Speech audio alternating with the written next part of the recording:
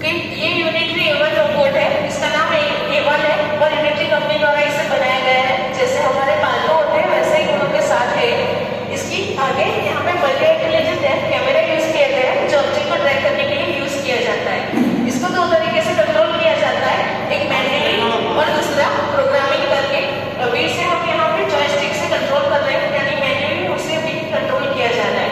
ये 11 किलोमीटर प्रति घंटे की रफ्तार से दौड़ सकता है और इसका यूज सुपरविजन में किया जाता है, लेकिन हमने इसे यहाँ पे एंटरटेनमेंट पर्पस के लिए रखा है। प्लीज सभी मास्क पहन लीजिए। अब फिर मैं 2 बार ही अनाउंसमेंट करूंगी, उसके बाद आपको टूर में से निकल जाना होगा।